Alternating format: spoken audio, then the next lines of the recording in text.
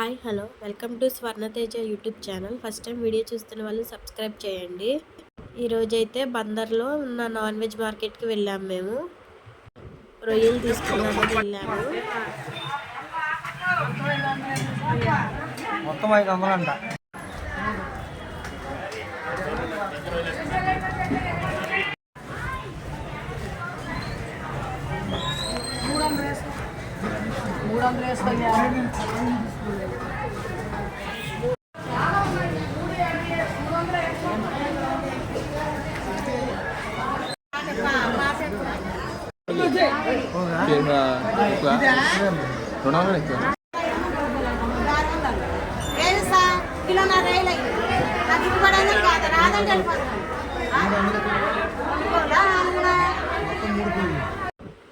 ఇక లాస్ట్కి అయితే ఈ ఆంటీ దగ్గరికి వెళ్ళి తీసుకున్నాము.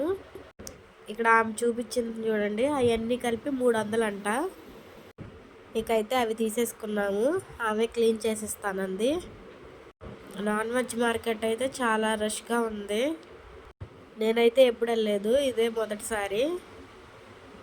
ఏంటేంటో ఉన్నాయి, నాకు తెలియనివి కూడా చాలా ఉన్నాయి.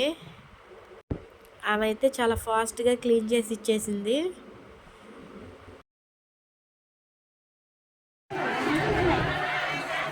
కొన్ని ఏమనండి నాలుగైందండి.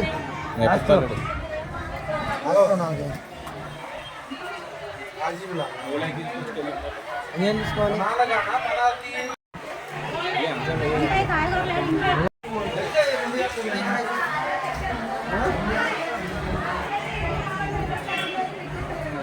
పైన ఏమో పెద్ద కింద చిన్న చిన్నగా ఉన్నాయి.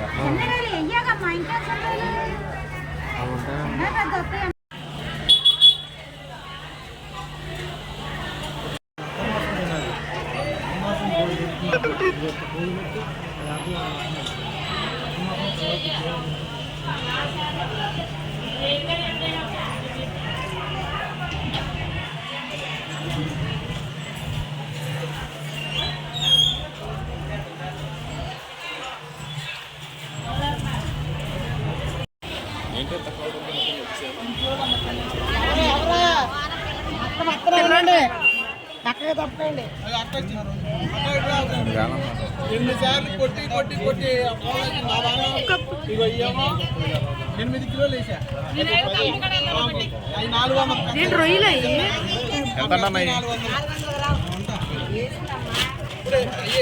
నేను అంతగా వచ్చేదాకా అంటుంది. వేసుకుంటారా? 10 కౌంటర్ కేజీ 10. అదే 10 కౌంటర్. అదేలే 10 కౌంటర్ కేజీ ఎంత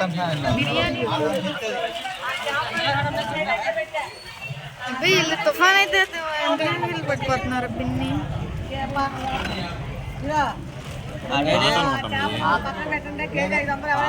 తడిసిపోతున్నాడు. ఇంకా మేము ఇంటికి వచ్చేసాం. ఆ రోజు లంచ్లోకి రైస్, రొయ్యలు తీసుకున్నాం కదా, వంకాయ ములకాయ పచ్చి రొయ్యలు వండాను. ఇంకా తినేసాము. ఇదైతే ఆ ఈవినింగ్ వాకింగ్ అని అలా బయటికి వెళ్ళాము. లియోన్ అలా చల్లగాలికి తీసుకెళ్ళాము. మా ఆయన నేను వాకింగ్కి వచ్చా.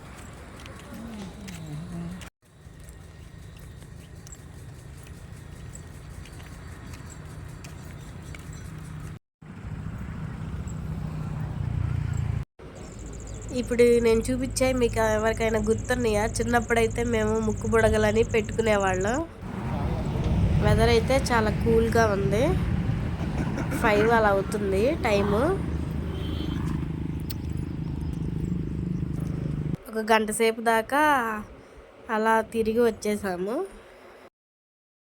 ఇంకా నైట్ డిన్నర్లోకి రైస్ పెడితే సరిపోతుంది. కర్రీ అదే ఉంది కదా, అదే తినేస్తాం. ఇదైతే ఆ నెక్స్ట్ రోజు ఉలవచారు. మా ఆయన స్టైల్లో ఎలా కాస్తాడో చూపిస్తాను. నాకైతే రాదు, నేను ఎప్పుడు కాయలేదు. ఈ న్యాచురల్గా ఉండే ఉలవలంట. ముందైతే దీంట్లోకి ఏమేం కావాలో కట్ చేసి పెట్టుకోవాలి. జీలకర్ర, మెంతులు, పచ్చిమిరకాయలు, ఎండుమిరకాయలు, ఒక ఉల్లిపాయ, ఎల్లుల్లిపాయలు, కరివేపాకు, ఆవాలు. ఈ ఉలవచారుకి మెయిన్ చింతపండేనంట. చింతపండు కొంచెం ఎక్కువ నానబెట్టుకోండి. ముందైతే ఒక చిన్న కడాయి పెట్టుకోండి. ఒక స్పూన్ మెంతులు తీసుకోవాలి. అవి కొంచెం రోస్ట్ అవ్వనివ్వండి. మెంతులు ఎక్కువేం తీసుకోవసరం లేదు. ఎక్కువ తీసుకుంటే మన ఉలవచారు చేదు వచ్చేసిద్ది. ఇందులోనే ఒక స్పూన్ జీలకర్ర కూడా వేసుకోవాలి. నేనైతే అసలు ఉలవచారు తినను. ఎప్పుడైతే ఇవి రోస్ట్ అయినాయి కదా, దీన్నైతే ఇప్పుడు పౌడర్లా చేసుకోవాలి.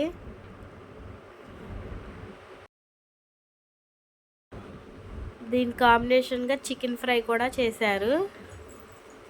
ఎక్కడైతే రోస్ట్ చేసినవి పౌడర్ అయిపోయినాయి.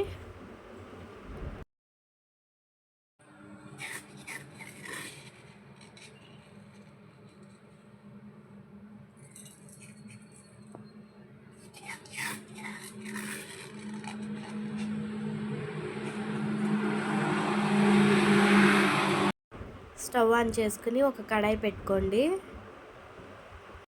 కడాయి వేడైన తర్వాత ఒక 2 టేబుల్ స్పూన్లు ఆయిల్ పోసుకోండి. తర్వాత ఆవాలు వేసుకోవాలి.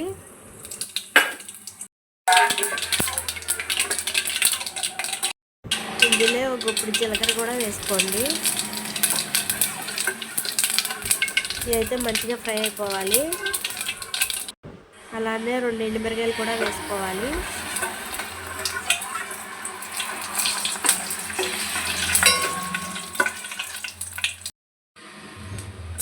బారుగా కట్ చేసుకున్న ఒక ఉల్లిపాయ కూడా వేసుకోండి.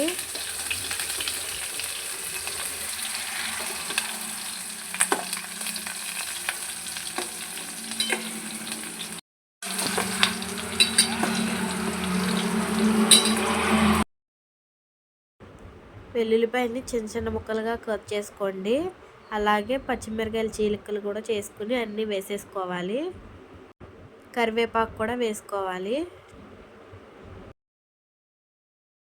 ఈ ఉలవచారుకి ఈ పోపే హైలైట్ అంట. అలానే ఉలవచారు మరగడంలో కూడా ఉండిద్దంట టేస్ట్. ఇందులోనే చిటికెడు పసుపు కూడా వేసుకోవాలి. ఉల్లిపాయలు అయితే గోల్డెన్ బ్రౌన్ కలర్లోకి వచ్చేయాలి. ఇందులోనే ఆ ఉలవ నీళ్ళు పోసేసుకోవాలి. ముందైతే చింతపండు నానబెట్టుకున్నాం కదా, ఇదైతే మంచిగా గుజ్జు తీసేసుకోవాలి. ఇప్పుడైతే చూద్దాం ఎంతవరకు మరిగిందో ఉలవచారు.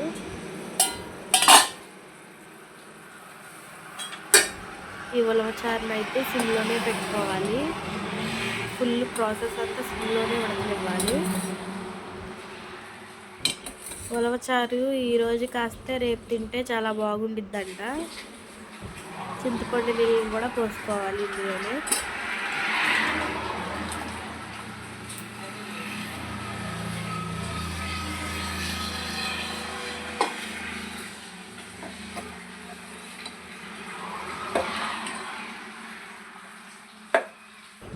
దీన్నైతే ఇంకొద్దిసేపు మరగనివ్వాలి.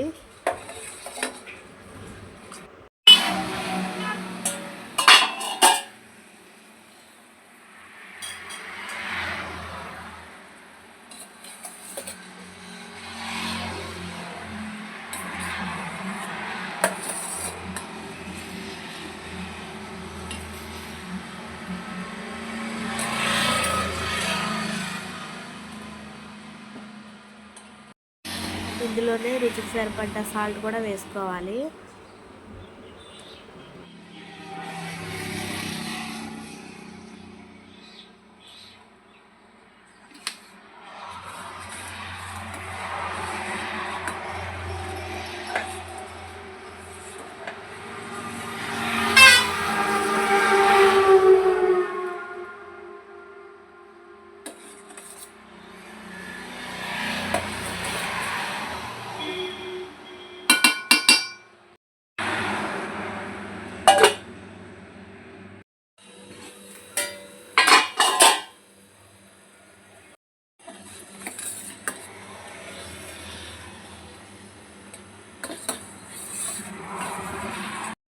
ఇక్కడైతే ఉలవచారు రెడీ అయిపోతుంది. ఇంకొక 5 మినిట్స్ కాగితే సరిపోతుంది.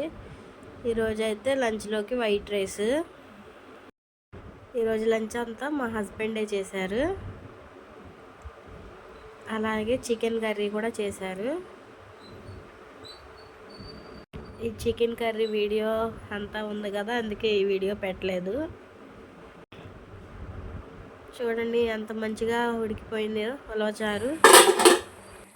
లీటర్ది 1/2 లీటర్ అయ్యేంత వరకు ఉడికించుకోవాలి. ఇంకా ఉలవచారు కూడా రెడీ అయిపోయింది. ఇంకా స్టవ్ ఆఫ్ చేసేసుకోవడమే. ఇప్పుడైతే ఇక మేము లంచ్ చేసేస్తాము. ఈవినింగ్ స్నాక్స్ కోసం కాజు ఫ్రై చేశాను. వీడియో నచ్చితే తప్పకుండా లైక్ చేసి సబ్స్క్రైబ్ చేయండి.